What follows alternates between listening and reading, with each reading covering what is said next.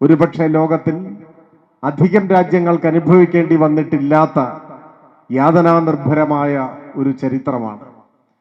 ഈ നീണ്ട കാലയളവിൽ ആസേതു ഹിമാചലം സ്വാതന്ത്ര്യത്തിന് വേണ്ടിയുള്ള വലിയ സമരങ്ങൾ, ചെറുതും വലുതുമായ എണ്ണിയാലൊടുങ്ങാത്ത സമരങ്ങൾ ഉയർന്നു. അത്തരം സമരങ്ങളുടെ ഭാഗമായി ജീവൻ ബലിയർപ്പിക്കേണ്ടി വന്ന ധീരസമര സേനാനികൾ, ദേശാഭിമാനികൾ ഒന്നും രണ്ടും പത്തുമല്ല. സ്കൂളിൽ പഠിക്കുമ്പോൾ പാഠപുസ്തകങ്ങളിൽ ഇന്ത്യൻ സ്വാതന്ത്ര്യത്തിന് വേണ്ടി ജീവൻ ബലിയർപ്പിച്ച ധീരദേശാഭിമാനികളെ കുറിച്ച് ഏതാനും ചിലരെ കുറിച്ചുള്ള പാഠങ്ങൾ നമ്മൾ പഠിച്ചിട്ടുണ്ടാവും.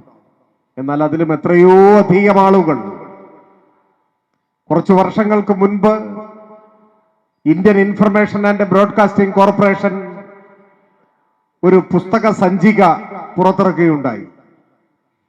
3 വോള്യങ്ങളുള്ള ഒരു പുസ്തകത്രയം, who's who of Indian martyrs എന്നാണ് അതിന്റെ പേര്. ആ പുസ്തക സഞ്ചികയുടെ ഉള്ളടക്കം ഇന്ത്യയുടെ സ്വാതന്ത്ര്യത്തിനായി പൊരുതി മരിച്ച ധീരദേശാഭിമാനികളായ യോദ്ധാക്കളുടെ പേരുവിവരങ്ങൾ മാത്രമാണ്. രാജ്യത്തിന്റെ സ്വാതന്ത്ര്യത്തിന് വേണ്ടി ജീവൻ നൽകിയ ത്യാഗികൾ, അവരുടെ പേരുവിവരം മാത്രം, അവരുടെ ജീവചരിത്രമൊന്നുമില്ല, പേരുകൾ മാത്രം. അത് 3 തടിച്ച പുസ്തകം നിറയുണ്ട്. ആ ഗ്രന്ഥസമുച്ചയത്തിലേക്ക് കണ്ണോടിക്കുമ്പോഴാണ് നമ്മൾ ഒരിക്കലും കേട്ടിട്ടില്ലാത്തവർ എത്രയോ പേരാണ് രാജ്യത്തിനു വേണ്ടി ജീവൻ ബലിയർപ്പിച്ചതെന്ന് നമുക്ക് മനസ്സിലാക്കാനാവും. അതിൽ നമ്മുടെ നാട്ടുകാരായിട്ടുള്ളവർ എത്രയോ ഉണ്ട്. വയലാർ തന്നെ സ്വാതന്ത്ര്യ സമര സേനാനികളായ രക്തസാക്ഷികളെ അനുസ്മരിച്ചുകൊണ്ടെഴുതിയ ഒരു കവിതയിലെ ഒരു വരി 1000 അജ്ഞാത ധീരർ എന്നാണ്. അജ്ഞാത ധീരരാണ്, അറിയപ്പെടാത്ത ധീരർ. ഒരുപക്ഷെ ചരിത്രരേഖകളിൽ അത്രമാത്രം ആഘോഷിക്കപ്പെട്ടിട്ടില്ലാത്ത പേരുകാർ, അങ്ങനെ എത്രയാളുകൾ. അവരുടെ ജീവത്യാഗത്തിന്റെ ഫലമാണ് രാജ്യത്തിന്റെ സ്വാതന്ത്ര്യം. മുൻപറഞ്ഞ പുസ്തകത്രയം പരിശോധിച്ചാൽ അതിൽ പേര് രേഖപ്പെടുത്തിയിട്ടുള്ളവരിൽ മഹാഭൂരിപക്ഷവും 25 വയസ്സിൽ താഴെ പ്രായമുള്ളവരാണ് എന്ന് കാണാനാവും. ജീവിതത്തിന്റെ വസന്തകാലത്ത് തല്ലിക്കൊഴിക്കപ്പെട്ട രക്തപുഷ്പങ്ങൾ, ജീവിച്ചു തുടങ്ങുമ്പോഴേ ജീവൻ രാഷ്ട്രത്തിനായി സമർപ്പിച്ചവർ, ആ മഹാത്യാഗി വര്യരായ, നമ്മൾ ഒരിക്കലും പേര് പോലും തിരിച്ചറിഞ്ഞിട്ടില്ലാത്ത ആയിരങ്ങളുടെ ജീവത്യാഗത്തിന്റെ ഫലമായാണ് രാഷ്ട്രം സ്വതന്ത്രമായത്. അതേതെങ്കിലും ഒരു സംഘടനയുടെയോ ഏതെങ്കിലും വ്യക്തികളുടെയോ മാത്രം പേരിലല്ല അറിയപ്പെടേണ്ടത്. അതല്ല വസ്തുത. ദേശീയ സ്വാതന്ത്ര്യ പ്രസ്ഥാനത്തിന്റെ മുഖ്യമായ ധാര കോൺഗ്രസ് ആണ് എന്ന് പറയുന്നവരുണ്ട്. ശരിയുമാണ്. ഇന്നത്തെ കോൺഗ്രസ് അല്ല, ബ്രാക്കറ്റ് ഇല്ലാത്ത പഴയ കോൺഗ്രസ്. എന്നാൽ കോൺഗ്രസ് മാത്രമല്ല.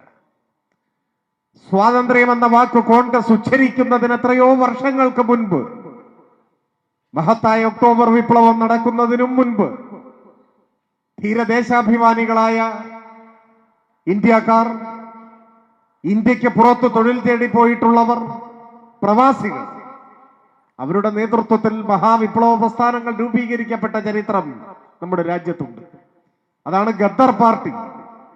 ലാലാ ഹർദയാൽ ഉൾപ്പെടെയുള്ള വിപ്ലവകാരികളാണ് അതിന് നേതൃത്വം കൊടുത്തത്. ഞാൻ ഓരോ സ്വാതന്ത്ര്യ പ്രക്ഷോഭ നേതൃത്വമായിരുന്ന വിശദാംശങ്ങളിലേക്ക് കടന്നു പോകുന്നില്ല.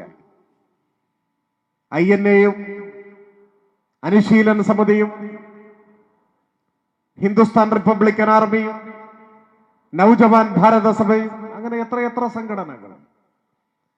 മഹാത്മാഗാന്ധി നേതൃത്വം കൊടുത്ത ദേശീയ സ്വാതന്ത്ര്യ സമരധാര, അങ്ങനെ എത്രയെത്ര ദേശാഭിമാനികളായ രാഷ്ട്രനായകർ.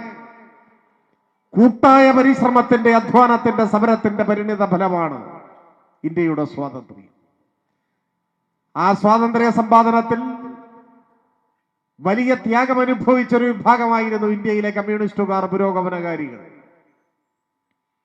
1947 ഓഗസ്റ്റ് 15 ഇന്ത്യ സ്വതന്ത്രയായപ്പോൾ ആ സ്വാതന്ത്ര്യത്തിന്റെ പുലരിയെപ്പോലും ജയിലിൽ കിടന്നുകൊണ്ട് സ്വാഗതം ചെയ്യേണ്ടി വന്ന നേതാവാണ് പാവങ്ങളുടെ പടത്തലവൻ എന്നറിയപ്പെടുന്ന സഖാവ് AKG. AKG പാലക്കാട്ടിന്റെ പ്രതിനിധിയായി പാർലമെന്റിൽ പോയിട്ടുള്ള ആളാണ്. ഇന്ത്യക്ക് സ്വാതന്ത്ര്യം കിട്ടുമ്പോ രാജ്യമെമ്പാടും മധുരപലഹാര വിതരണം നടക്കുമ്പോ ആഹ്ലാദ പ്രകടനങ്ങൾ നടക്കുമ്പോ ആ സ്വാതന്ത്ര്യത്തിന്റെ പുലരിയെയും സെൻട്രൽ ജയിലിൽ കിടന്നുകൊണ്ട് സ്വീകരിക്കേണ്ടി വന്ന നേതാവ് AKG. അങ്ങനെ ഒരുപാട് പേരില്ല. ഇന്ത്യക്ക് സ്വാതന്ത്ര്യം ലഭിക്കുമ്പോൾ ഗാന്ധിജി ജയിലിലായിരുന്നില്ല, നെഹ്റു ജയിലിലായിരുന്നില്ല, രാഷ്ട്രശില്പികൾ എന്നറിയപ്പെടുന്ന പലരും അന്ന് ജയിലിലല്ല. പക്ഷെ AKG ജയിലിലായിരുന്നു. AKGയെ പോലെ പല കമ്മ്യൂണിസ്റ്റുകാരും അന്ന് ജയിലിലായിരുന്നു. സോഹൻ സിംഗ് ബക്കറയെ പോലെ പിൽക്കാലത്ത് കമ്മ്യൂണിസ്റ്റ് നേതൃത്വമായി വളർന്ന പലരും അവരുടെ ജീവിതത്തിന്റെ നല്ല പങ്കും ജയിലിലായിരുന്നു. നമുക്കറിയാം, ഇന്ത്യൻ തൊഴിലാളി വർഗത്തിന്റെ രാഷ്ട്രീയ പാർട്ടി എന്നറിയപ്പെടുന്ന CPIM 1964 CPIM ആയി പ്രവർത്തനം ആരംഭിക്കുന്നത്. ആ ചരിത്രം ഇവിടെ വിശദീകരിക്കേണ്ടതില്ല. പറയാൻ ആഗ്രഹിച്ചത്, CPIMന്റെ ആദ്യത്തെ പോളിറ്റ് ബ്യൂറോ നവരത്നങ്ങൾ എന്നറിയപ്പെടുന്ന 9 വിപ്ലവകാരികൾ, secretary P. Sundarayya, EMS AKG, Basavapunnaiah, BT Ranadive, Jyoti Basu, Pramod Dasgupta, Harkishan Singh Surjeet, P. Ramamurthi. ഈ 9 പേരും ബ്രിട്ടീഷ് ആധിപത്യത്തിനെതിരായ പോരാട്ടത്തിന് നേതൃത്വം നൽകിയതിന്റെ പേരിൽ ഇന്ത്യയിലെ വിവിധ ജയിലുകളിൽ അടയ്ക്കപ്പെട്ട സമരസേനാനികളായിരുന്നു. ഈ 9 പേരും കൂടി അനുഭവിച്ച ജയിൽ ശിക്ഷയുടെ കാലയളവ് കൂട്ടിയാൽ മൊത്തം 60 കൊല്ലം വരും. 60 കൊല്ലം. AKG 12 കൊല്ലം ജയിലിലായിരുന്നു. കേരളത്തിലും തമിഴ്നാട്ടിലും ഒക്കെയായി രാജ്യത്തിന്റെ പല ഭാഗത്ത് ജയിലുകളിൽ. ജീവിതത്തിന്റെ നല്ലൊരു പങ്കും തടവറയ്ക്കുള്ളിൽ ചെലവഴിച്ചവർ, ബ്രിട്ടനോട് ഏറ്റുമുട്ടിയവർ, അങ്ങനെ ആയിരങ്ങൾ മഹാത്യാഗമനുഷ്ഠിച്ചാണ് രാജ്യത്തിന് സ്വാതന്ത്ര്യം നേടിയത്.